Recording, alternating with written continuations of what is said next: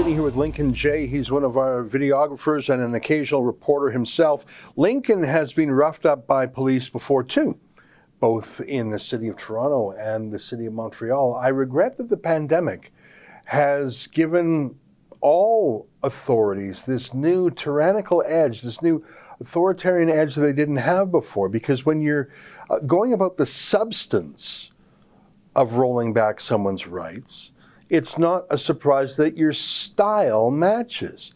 When your job is to break through historic civil liberties and to roll them back, to say you can't leave your house, you can't go on public transit, you can't go in the public square, you can't have your job, when that's the substance of what you're doing, is it any surprise that violence emerges from the state? And Justin Trudeau not only supports lockdowns and things like that, but he has been on a 5-year jihad against critical journalists, Rebel News being amongst the top of them. Lincoln, I'm sorry with what happened very much, but I'm so glad that you were there to record it. Some of what happened was recorded on David's own cell phone, but most of it was on yours.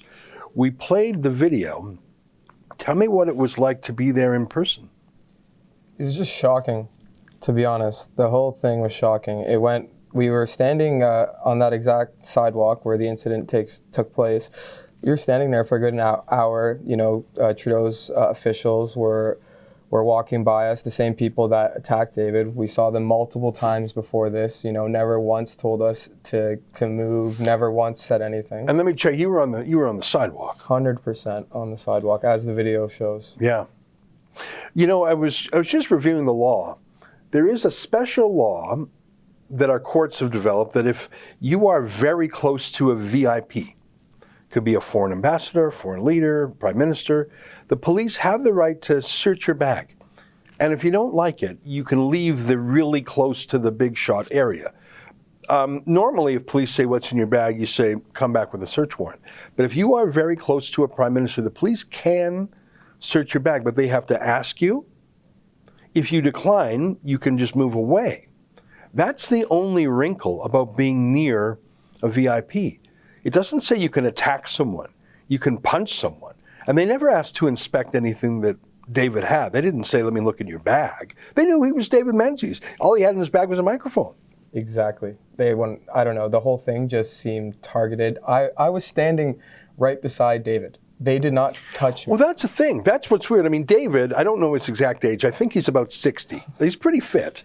But he's got, you know, I don't think it's a secret to say, he's got 2 artificial hips. He's 60. You're a young lad in your 20s, pretty strong fella. They didn't touch you. They went after the 60-year-old guy with 2 fake hips. Why wouldn't they go after you? You were both a team, so obviously, I think it was a vendetta. To be honest, I couldn't agree more. It's just like, you see how close. I'm literally right beside David. Well, the camera was there. Like you were standing like this. They're not putting a paw on me. Right at the beginning, they kind of guided me, tried to get me out of the way, but it was just like immediately it went from 0 to 100. They went after David. They pinned him against the wall, and as you see in the video, it was brutal. You know what? I mean, I was so focused on what they did to David, I wasn't thinking that you were 1 foot away from him. Like as close as you and I are right here, 1 foot. And they didn't touch you other than that one time where they just sort of gently push you. Yep. That makes no sense. There's no sense to that, because if David was in the way, you were in the way. If David was a threat, surely I mean, you're a pretty fit guy, not that you have a hostile bone in your body, but if there was a threat, it ain't the 60-year-old guy. Yeah. It's you can see in the video too, they told me to get out of the way, and I simply walked past them and continued to film, and they never told me once again to get out of the way. That is so, and you know, I didn't think about this until you just mentioned. I was so focused about what they did to Dave. Now, they smacked his head against the wall, and that's stunning in both definitions of the word. It's stunning, like you're stunned. You're physically stunned. Your brain is jostled, you know. David told me he was hearing, he may have had a concussion from that. But you're also morally stunned. You're shocked that your government is doing this to you. So-called police, you're shocked. So it was when he first tried to speak, what's your name? What's your badge? Why do you do this? It was almost like his voice was slurred. And I think that was both because he was psychologically, what is happening? But also, he just had his head smashed. I'm telling you, Ezra, being there on the scene, like in the moment when everything was happening, I couldn't believe my eyes, first of all, how they were treating David. Like, we're there to ask questions. Okay, that's the bottom line. And, you know, during the moment, it was just so much was going on. They smash his head against the wall. His watch comes off. His phone's on the ground. Mic flashes down. It was just like, to be honest, the way they were treating him, I thought David was arrested and he was being taken away, but they simply let him walk away. It was a mugging without, like, just a random act of violence. It was a random act of violence. Totally. There's no, like, I don't know, there's no justification for that. Like, you know, no warning, nothing, just gone.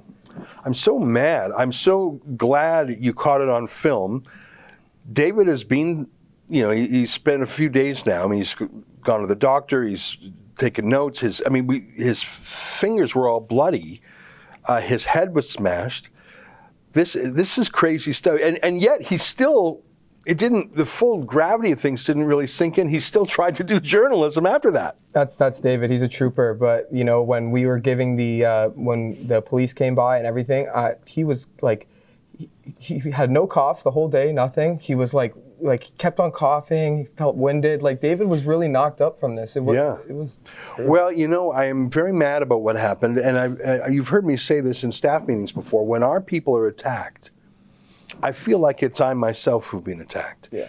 And I think our viewers should feel like they have been attacked, because David is not out there on a cold night in Toronto staking out Trudeau's Christmas party for his own edification. He's there to tell the other side of the story for our viewers. So he's in the service of the company, in the service of me, theoretically, as the boss. But he's doing so for the benefit and the public interest of our viewers. And so when Trudeau's henchmen attack David, they're attacking me, they're attacking you, even though, thank God, they didn't touch you. Yeah. But they're attacking our viewers and their right to know. And I believe we must join and stand with David. That's our website we have. It's called Stand With David. You can see the lawsuit. It's a very simple lawsuit. There's not a lot to say. For 5 years, Trudeau denigrated Rebel News. His henchmen got the message. One day they mugged him. That's what this was. It was a mugging. It was a mugging. There was no arrest. There's no investigation. There was no charges. It's a mugging. Yep, it's a mugging. You know, no warning, absolutely nothing. Let us walk completely free around after. Unbelievable. Well, go to standwithdavid.com, read the lawsuit. It's a simple lawsuit, plain English. Sign the petition to Brenda Lucki, Trudeau's handpicked commissioner of the RCMP. Fat lot of good that'll do, but we have to try. And if you can't help us pay for the thing, I got a quote from our lawyers today that this thing could cost up to $75,000. I've dealt with lawyers long enough to know that that's a minimum. This is going to be a $100,000 exercise. And if we lose, we'll have to appeal. I don't know how we could possibly lose. You've seen it all on tape. Well, Lincoln, I'm glad you were there. I'm glad you were not attacked. I feel terrible that our friend David was. And I promise that we'll keep on this story and we'll keep. And the fact that we've had to sue the Toronto Police, the Montreal Police, the RCMP, York Region Police. In Australia, we've had to sue the Victoria Police, that's in a state in Australia, for attacking Avi Yamini. I'm getting a little sick of having to sue police, and in no case is it because our people committed some crime. In every case, it's because our people were doing journalism, and police forces across the West are becoming more like police forces in authoritarian regimes. And I believe that Rebel News is the pointy edge of the spear in this stuff, because we're one of the few media in Canada, that doesn't take government money. And if they come for David today, they'll come for Lincoln tomorrow, they'll come for me the next day, and then they'll come for you, my friends. Exactly. We are the canary in the coal mine. Go to standwithdavid.com. That's an excerpt from my daily show, the Ezra Levant Show. Every day I do a monologue on the news of the day, then I interview an interesting guest, and then I read my hate mail. You gotta subscribe. Go to rebelnews.com.